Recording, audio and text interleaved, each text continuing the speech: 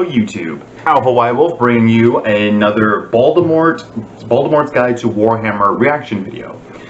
Now, I know that there are at least 3 Rogal Dorn specific videos, but today I'll be focusing primarily on just this one, Rogal Dorn, Primarch of the Imperial Fists. This is mostly because each one of these parts, at least 3 of them, are at least 3/4 of an hour long. And this one's like 43 minutes right now. So this is hours of sitting here, making sure that things are recording properly, paying attention to everything that's going on here. And I, frankly, do not have the patience to try and do all of that at once. That is just way too much. The podcasts alone, recording those, is a test of my patience. I still enjoyed them, but they were still a slog to get through. So, I will do this, take care of this. Right now, I have just finished uploading the 29th episode of If the Emperor Had a Text-to-Speech Device. So, that is currently on the channel, that's currently available. And while this is being processed, being compiled, and then being uploaded, I'm also going to finish getting everything that I need for my first Dungeons and Dragons video. Now, I've been looking forward to that for some time, and that's why I've been pushing so hard to get through all of this. This I'm taking care of because I did make the promise that on a Twitter poll that after I got caught up with the text-to-speech series, that I would do a voter-requested video. There's still a whole bunch of stuff, like from Von Kirby, from Not a Panther, that kind of stuff. I am still just making making a list for it all is insane. But enough of my rambling. Let's get into Baldermort stuff. Now, the usual disclaimers. If you're new to the channel, hit that subscribe button so you can, and then ring that bell icon to stay up to date with our uploads. If you like the video, indicate so down below. If you have suggestions for future videos, drop them in the comments. In the description will be a link to the original video by Baldermort. I highly recommend you go check his stuff out. His content is amazing. The stories that are usually at the beginning of his videos are top tier. Also is going to be a link to Gaming Notorious's Twitter page. So go ahead and follow us on that if you feel so inclined. So now we can go ahead and get into the video. Video is a go in 3, 2, 1, and play.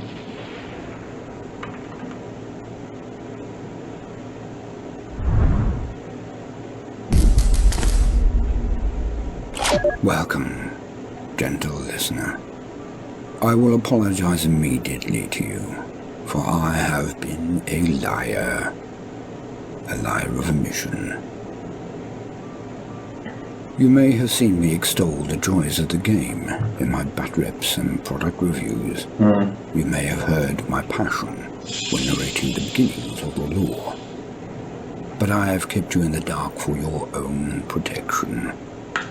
I have been keeping something from you, and I feel it is now time. For there is a reason that Warhammer 40k is not just liked, or even obsessed over, but loved.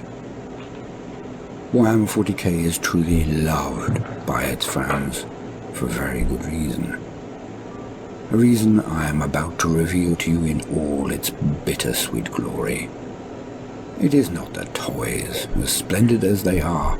It is not the painting, as therapeutic as it is. It is not even the socialization and relaxation which I laud so very much. It is the escapism. It is in its depth. No other fictional universe I know of, not even that of the Star Wars saga, has such depth. It is encapsulated in one terrible moment and one single image. But you must understand it, to understand why it is so potent. What I call the longest second It is contained within the story that I am about to tell you. But the moment I speak of is the defining instant that evokes such passion and loyalty in this world's adherents. It is why I consider the tale among the best and most heart-rending fiction in modern Western literature. It may never gain the acclaim it deserves, and I certainly will not be able to do it justice. But I will try. So, gentle listener, put your hand in mine, metaphorically, and let us go to the darkest point in the universe. That which I call the longest second.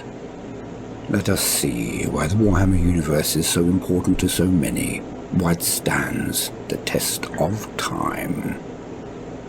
So, let us explore the existing lore of one of the greatest heroes, possibly the most tragic hero of the Warhammer universe, where this moment is contained. I introduce to you, gentle listener, the tale of the Primarch of the 7th Legion of the Legiones Astartes. To the Praetorian of Terra, welcome to the tale of Rogal Dorn.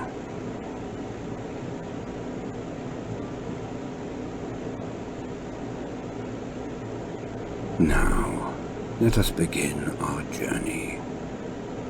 I must give you the briefest of snapshots of history, which I will cover in further detail later, because it has such a colossal, overbearing import to the story I must relate today. Also do bear in mind that this is merely an introduction to Rogal Dorn. To cover his history would simply not be consumable via this medium without a plethora of sittings. So be aware that I will revisit segments of this history in greater detail in the future, if it is requested. In a time of abject horror, a time when humanity was almost extinguished, a man arose to save us all. This individual was the man later known only as the Emperor of Mankind. For in the future, humanity had developed and bestrode the stars, forming a mighty confederation of planets far and wide. But as with all things, it was not to last. The means by which ships traversed the galaxy was called a warp drive, transporting into another adjacent universe known as the Imperial or warp. Ships could travel to far distant stars in fractions of the time it would take them in the real world, the Materium. So the Human Federation colonized the stars, and they developed these technologies. Technologies that would awe the people of today, well, for that matter, those of the later period of the 41st millennium. Humanity believed itself untouchable. Its robotic armies, the men of iron, were without number. Its fleet so advanced none, not even the ancient race called the Eldari, could match them without huge cost. Humanity was ascendant and felt its time had come. It felt invulnerable. But thus do all falls begin, with hubris, with arrogance. A string of things happened over a very short period of time in the grand scheme of things. But do not worry, as I shall cover them all in more detail in my own inimitable style at another juncture. But let us list them now, so we have context. The men of iron, the very armies of humanity turned on their masters. Hardly novel, but the way in which this impacts is phenomenal and very distinct. But we shall get into the nuances another time. Just know that much of humanity died in that ages-long struggle, which they barely won, with the assistance of others, against their own automated army. When humanity was on its knees, still recovering from the Holocaust that was the Cybernetic Revolt, further disasters then struck. The warp, which facilitated fast and light travel, became almost impossible. Huge warp storms closed off much of the galaxy and made travel effectively impossible. As the Confederation of Planets of the Humans had always relied so heavily on trade and cooperation, the effects were immediate and catastrophic. Entire worlds would previously be cities or industrialized and relied entirely on the produce of their neighbors. These planets' populations swiftly went into famine and then into starvation. Rioting occurred across the galaxy, and the human civilization was swept away.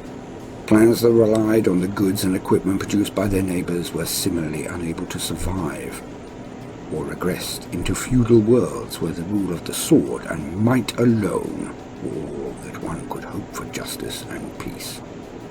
It was a time of strong men. On top of this, humanity started to realize its potentials again, and psychers, those able to tap into the energies of the warp to create wonders or defy the rules of the galaxy, started emerging with increased regularity and with increased ability to harness the warp. The sad truth is that planets and societies that embraced this Nova Homus, the new man, the Psyker, were eventually to regret their openness. For as the Psykers emerged, their powers to tap into the warp started to attract evils that had never yet been encountered by humanity in the real world, the Materium. Psykers would succumb to the dark whispers of the denizens of the warp and be possessed. Denizens that the Imperium now called demons, and entire sectors would fall to their predations. A demon is almost impossible to defeat without a fully trained and astonishingly experienced and powerful psyker on one side, or the kind of technology and weaponry that was fast disappearing due to the regression of huge swathes of human civilization. It was not to be, as there were none to train these nascent psykers, none to protect them. The carnage and enslavement of these beings went unchecked for the most part, and again, the population of humanity shrunk even more. Their freedom torn from them, and their lives reduced to that of cattle, chattel, or fodder, for the whims of their immortal and godlike masters, and Xenos alike. As humanity weakened, those races with which they had allied with to match the threat of the men of iron, their allies, all turned on them. Perhaps this is the propaganda of the Emperor, but none live who can gainsay or refute his reading of a past that he alone survived. For the Emperor is immortal, and has lived for a very long time. Thus did humanity get assailed and enslaved or destroyed, also by their erstwhile allies. A crime, a pain, that the Emperor has never forgotten, and his sons have been reminded of ere ever they embarked on the campaigns of the Great Crusade.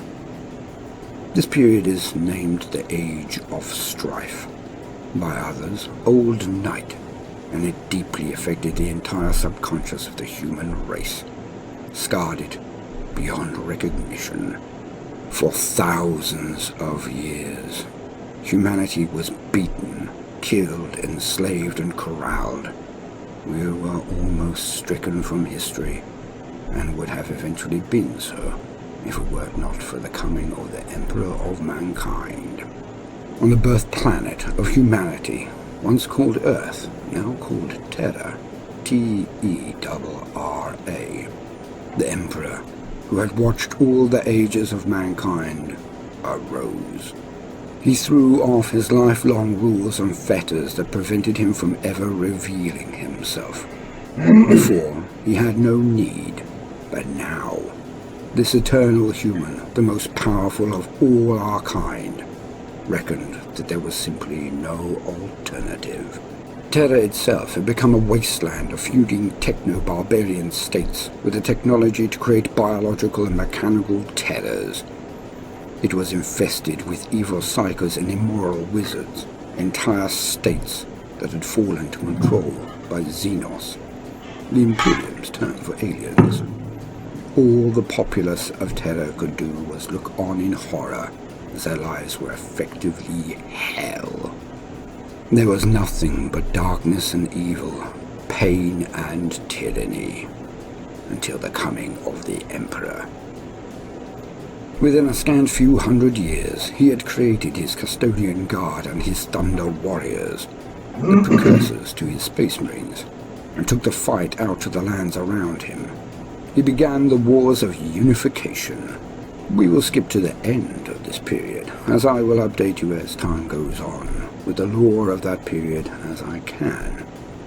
But needless to say, the Emperor crushed all before him, and unified the humans of Earth, of Terra, and destroyed any and all outside influences that had helped to bring humanity low. But this was just the beginning.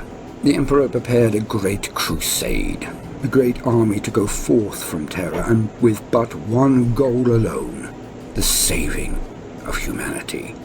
With his genetically engineered warriors, the Adeptus Astartes, his Space Marines, he prepared to take back the galaxy in the name of peace and justice. As the Sol system fell to his designs, the technological armies of Mars were added to his forces, for Mars had survived semi-intact the Age of Strife. Although a shadow of the power of the human confederation, the tech priests of Mars still commanded great power and had fleets of warships and terrifying forces of Titans, colossal vehicles of war. With Mars on his side and his genetically engineered armies growing apace, the Emperor took off into the galaxy on a twofold mission. The first, as stated, to bring freedom, wisdom, and safety to the beleaguered humans spread across the stars. The second mission was, while moving ever onwards and outwards, to find the suns he had built. For there were 20 legions of superhuman warriors, the Astartes, that had been crafted and grown, but each was different due to their template being a different Primarch. The Primarchs, which I will cover in more detail soon, were 20 demigods, the 20 sons of the Emperor that he genetically designed, forged and prepared to lead his armies in his great crusade. They were made from his very own genetic stock and in his image. But in a terrible moment before their birth, each was taken in their capsules and spread amongst the stars by the powers of chaos. The gods of chaos who hated the Emperor of mankind, naming him the Anathema, seemed terrified of the power the Emperor would have if he had his sons with him, but they were not able to destroy the Primarchs for some reason. So they found a chink in his armors, a hole in his wards, in the Emperor's palace under the Himalaya mountains, and whisked away his sons and deposited them on worlds across the galaxy. Thus, as the crusade moved outward, it would, one by one, find the Primarchs, the very sons of the Emperor, and mighty sons they were. Each dwarfed a Space Marine as much as a Space Marine would a normal human, but not just in size, but also in intellect, subtlety, skill, reflexes, wisdom, and power. Truly the Primarchs were titans of old, and heroes the like that would put Perseus, Achilles, or even mighty Heracles to shame. And so it was that the capsule that contained the infant Rogal Dorn landed on a planet called Inwit, an ice world and a hard place for humanity to even survive on. Locked in its orbit around the sun, one side of the world was ever shrouded in darkness, the other in light, but neither prosperous or easy. Inwit's sun was old and gave off little heat or light, so the planet was more akin to a ball of ice than what we would consider a planet for human habitation. The populace of Inwit were hardy and stern, as they had no choice, as weakness was death. A harsh civilization that bred stoic and rugged determination as a matter of course. To quote, conflict against the roaming clans was common, and young warriors learned how to defend against their clan's enemies as early as they learned how to endure the death touch of Inwit's merciless chill. They were incredibly quick learners, and had an innate sense of an object's functional value, and most importantly, they have the strength and intelligence to conquer those who possess knowledge. They do not. Long ago, before the coming of the Emperor was even a dream on night-shrouded Terra, the people of Inwit began to create their own realm in the stars. On every world they took, they assimilated, realigned, and reinforced. With each conquest, their culture and learning grew, but Inuit itself remained unchanged, even as it became the center of a stellar empire. The ice hives and clan disputes remained, and while their world birthed starships and ringed its orbits with weapons stations, its rulers kept to the old ways, the ways that had created their strength. The warlords and matriarchs who commanded armies amongst the stars, still living lives little easier than their vassals. It was as part of this burgeoning empire that Rogal Dorn grew to manhood, and then to rule its domains as Emperor. Much of his early years remain unknown, or at least little talked about. It is, however, certain that in the cold and darkness of Inwit, a boy named Rogal by his adoptive kin rose to lead the House of Dorn, also known as the Ice Caste, and then to the rule of the Inwit cluster. The patriarch of the clan that raised Dorn became an adoptive grandfather to him, and taught him much of tactics, strategy, and diplomacy. Even after he discovered he was not blood-related to his grandfather, Dorn held his memory in high value. He kept a fur-edged robe that had belonged to the man, and slept with it on his bed every night. His qualities married perfectly with those of Inwit, and he pushed their empire further than any other.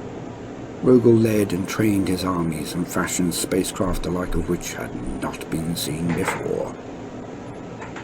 Rogal then discovered a piece of luck.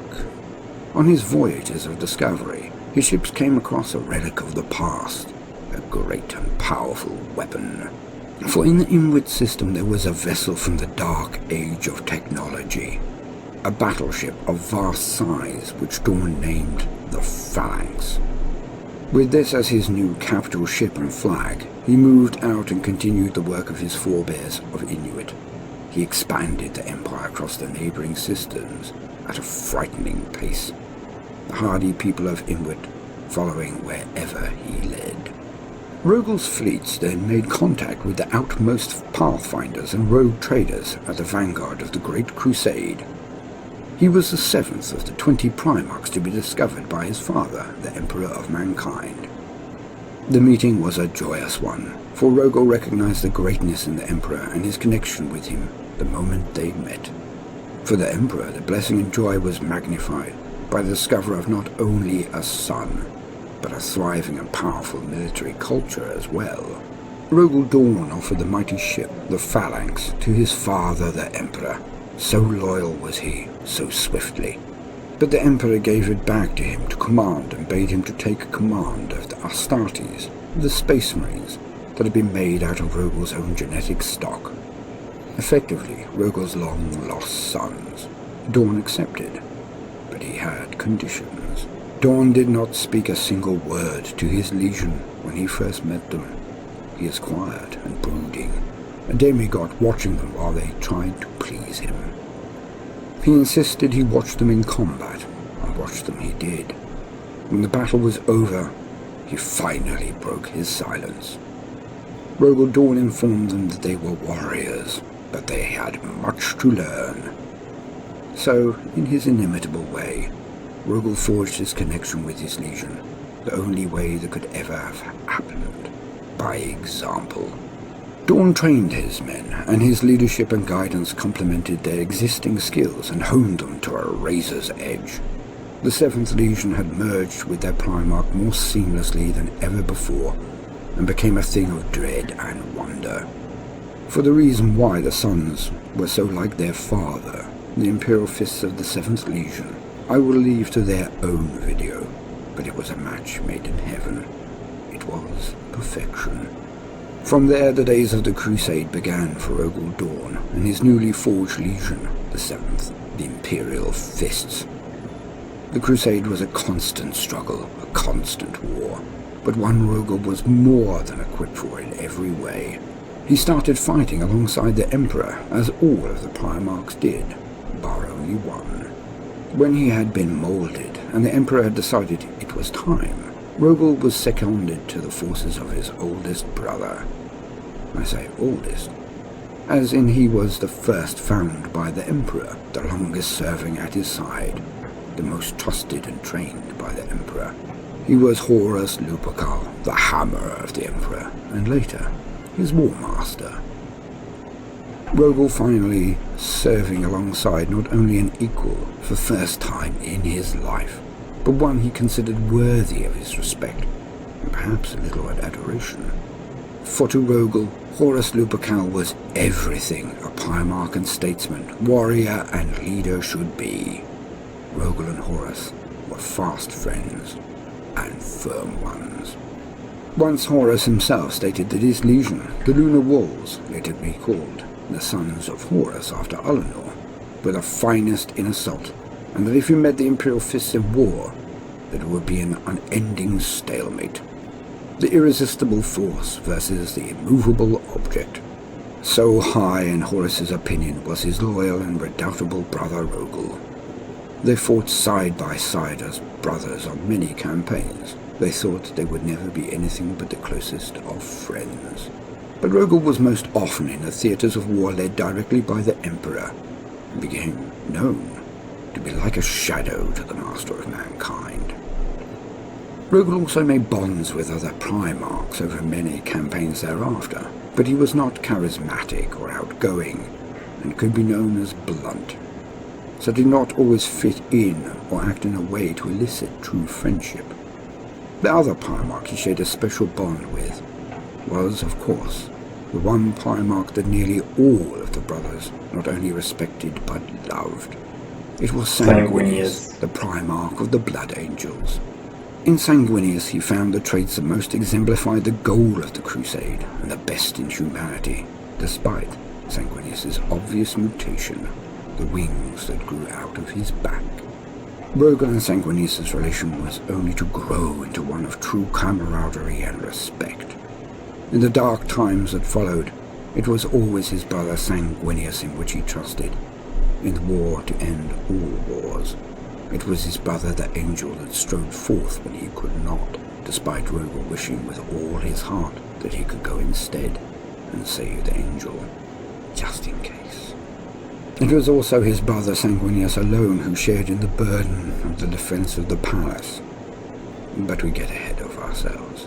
Sanguinius, Rogal, and Horus formed a special friendship that few understood. They had something in common that only one other shared. But for that, we must wait for the moment. In the Crusade, the forces of the Imperium pushed forever out and out, further and further. None could stop them. None could gainsay their power, their purpose, their path. And in the Crusade, all of the worst horrors of old night, the period of humanity's weakness and need, were highlighted in graphic display. The Xenos tyrants they fought, crushing humans under their feet. The mad sorcerers and psychers who dominated all life for systems around. The degradation of humanity was finally over whenever the Crusade arrived. The Crusade, as far as Rogal was concerned, brought emancipation, safety, and hope to all of the lost tribes of humanity, and it punished their gaolers, their abusers, and their foes. Where other legions moved forward in lightning swift raids and brought planets into Imperial compliance fast, but moved on as quickly, it was not the way of the Imperial fists. Where Horus might have won the Imperium, it is said that Rogal Dorn built it. Wherever a war had been fought, Rogal set up defences and hard points, castles and keeps, so that no insurrection would rise, but also so those worlds he conquered were defensible, and their peoples left with pride.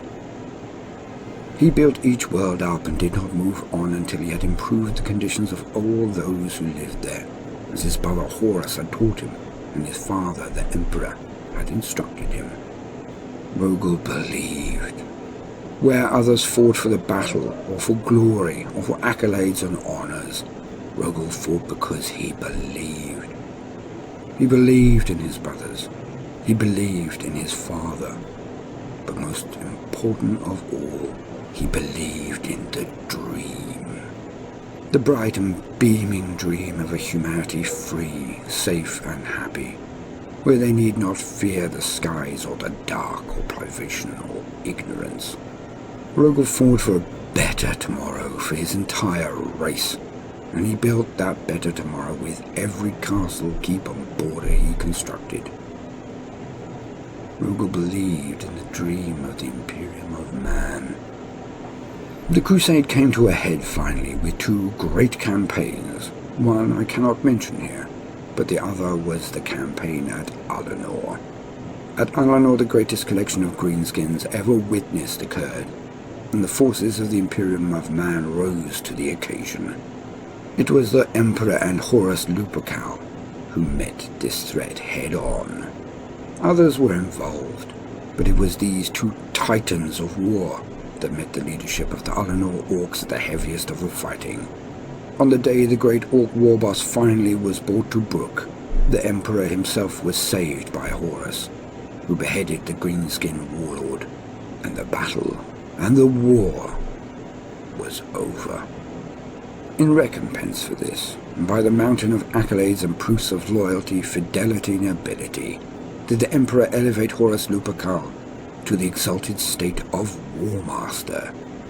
The Emperor set him above his brothers to lead them as he had done beforehand. And with that, the Emperor then left the crusade to return home to Terra to deal with other issues. It was one of the greatest days in the life of Rogal, for he could genuinely admire his big brother and supported him, and despite never showing it, as it was not his way, he was so happy for Horus.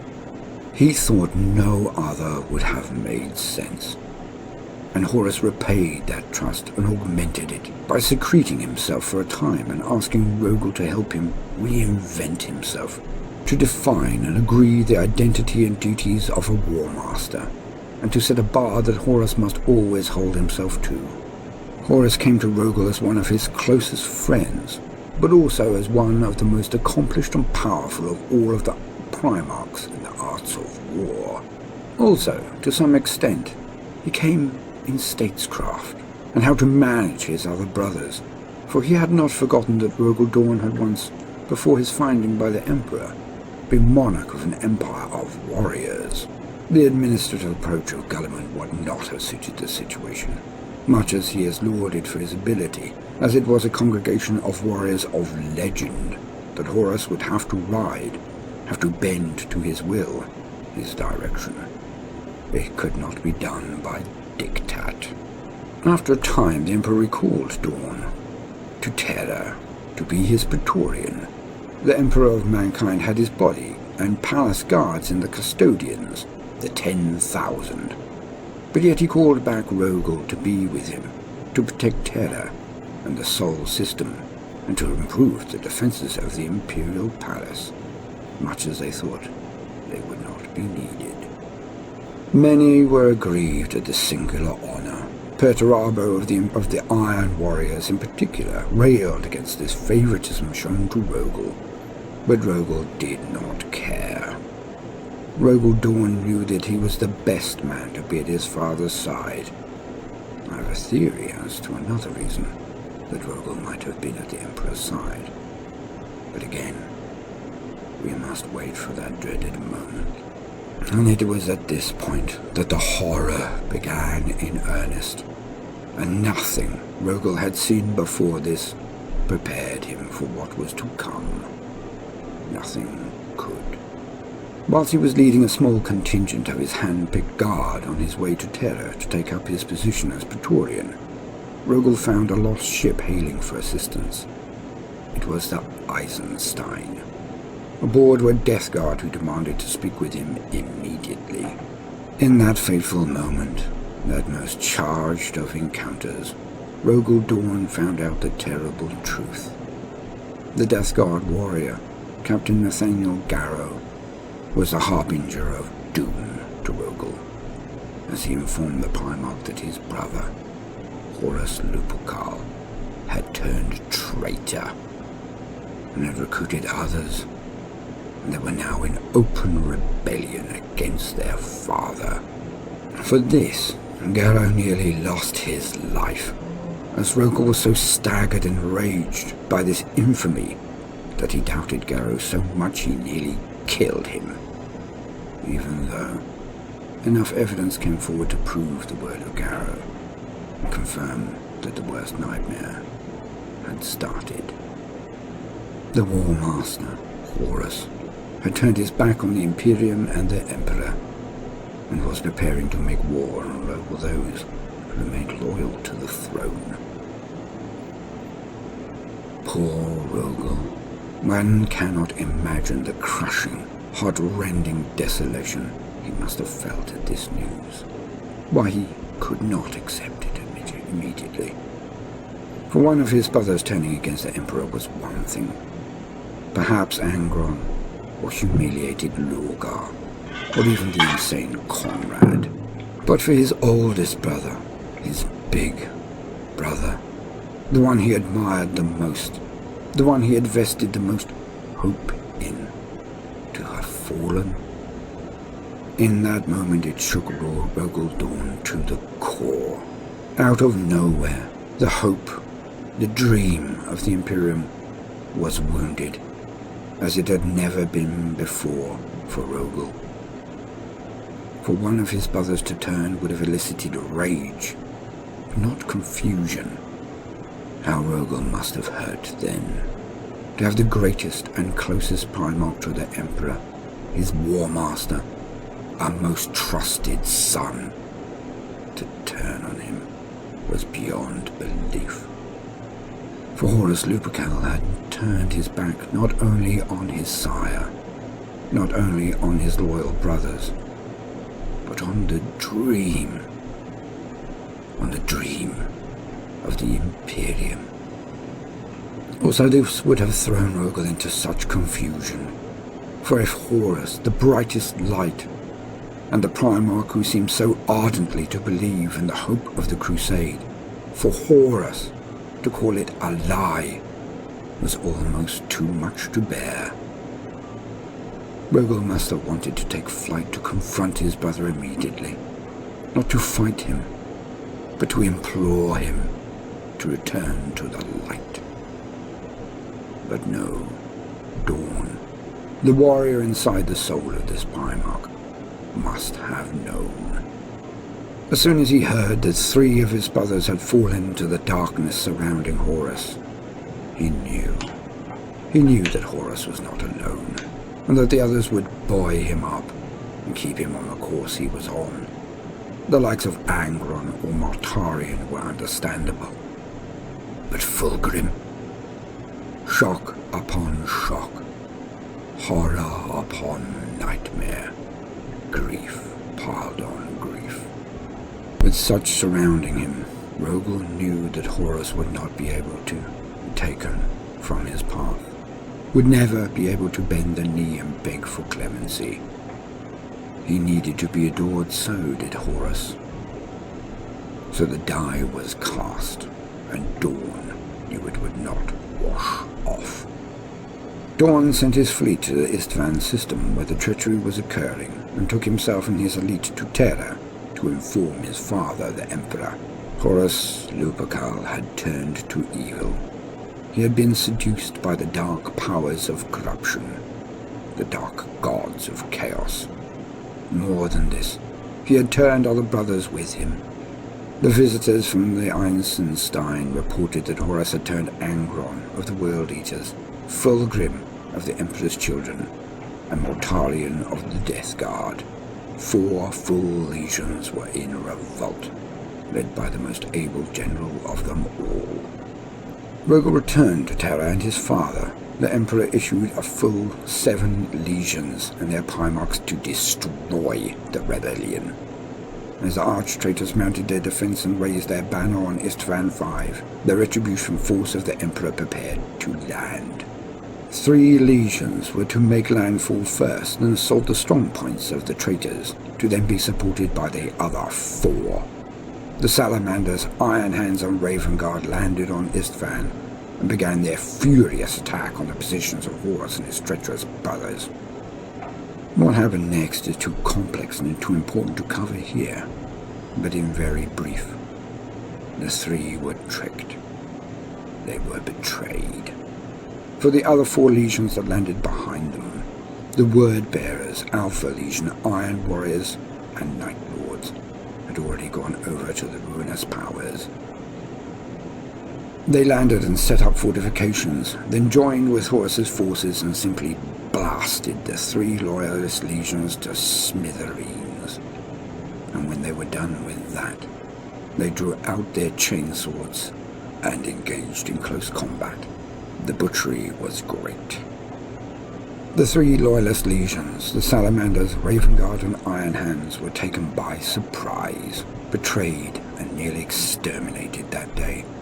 But worst of all, brother actually slew brother. Although Corvus Corax, Primarch of the Raven Guard, and Vulcan, Primarch of the Salamanders, managed to escape that terrible trap, Ferrus Manus, the Primarch of the Iron Hands, was slain, his head cut off his shoulders by his erstwhile best friend and closest confidant in all of the Primarchs, no less than his brother, Fulgrim. What occurred to the Imperial fist near Istvan will be covered in their own video, but after a short period Rogal issued their recall to the Sol system to assist in its defense. His legion, despite having the upper hand against a more numerous opponent, and were winning, did as instructed, and, taking casualties, they withdrew from combat and made their way to Terra as instructed. For the Imperial fists were ever obedient to their lord, no matter the situation.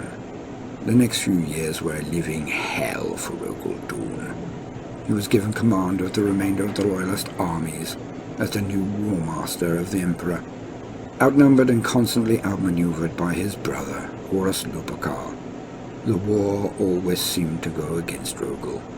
He fought like a tiger, organized like a whirlwind, and was as tactically astute as any who could have filled his role. Better perhaps even than his opposite number, if their roles were reversed. But the inevitable occurred, and the Loyalists were pushed back again and again.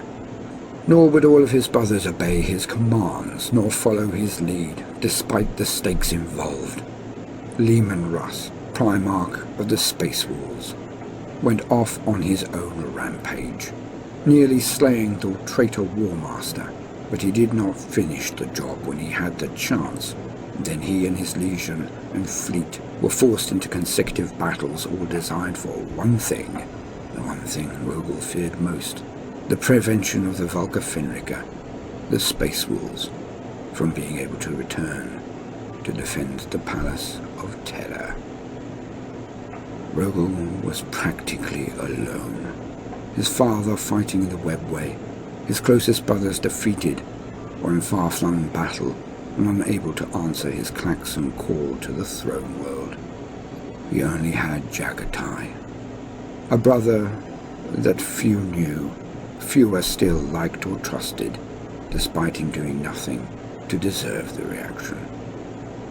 Rogal was, to all intents and purposes, so very, very alone. At this point I will apologize again to you, my gentle listeners, for I cannot bring myself to rush this subject, the very soul of Warhammer 40k. I had believed I would be able to condense this tale into but one video, but I find the subject matter, the work, is too great. I will not sacrifice the journey to the destination, for it would diminish the impact and import of the whole. For this reason I will ask your indulgence and beg for your forgiveness, for the content is too large. I must end this installment here. Also for the reason that the style and pace of the next segment will be so different that it makes logical sense, as the best storytellers all know. Leave the best, or the worst, until last. I hope you will continue with me on this path to the darkest moment, the longest second, for it will be available soon.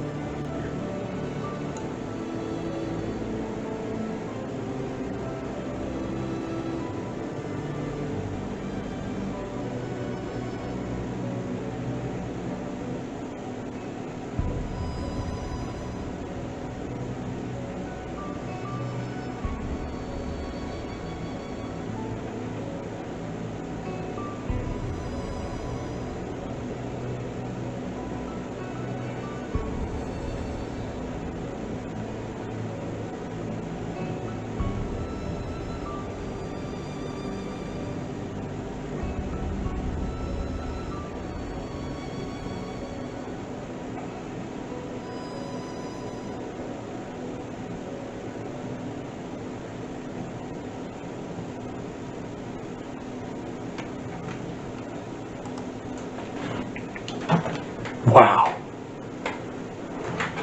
Sorry I didn't say much during that, but the thing about Baldermort's videos is that, and if Baldermort is watching this, I hope that you are, because Baldermort's lore videos, they are the kind of stuff you don't ramble while they're playing.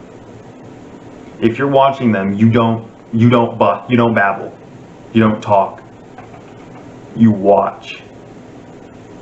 It is gripping. It is the kind of video that is the kind of lore, this is the kind of presentation that when you're watching, you don't want to interrupt it. You don't want to stop it. You don't want to distract from it. You want to watch it. You want to take in what is being said, especially on subjects like this.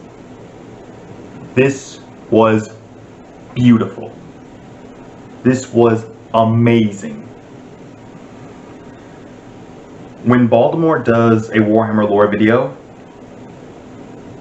it is the kind of stuff that he doesn't have like the humor of either Arch Warhammer or Major Kill, but he doesn't need it.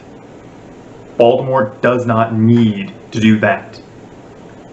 Baldermort can simply put a video like this up, and those of us who know how he presents his information, who know what kind of things that they're in store for them when they click that thumbnail, they don't need the humor, because the video is already completely amazing without any kind of laughs necessary.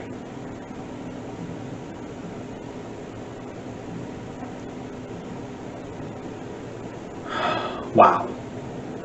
I'm speechless. I'm usually kind of speechless when it comes to a lot of Baldermort stuff, because again, he does such an amazing job. But there are these two more. I will try and get to those at some point in the future.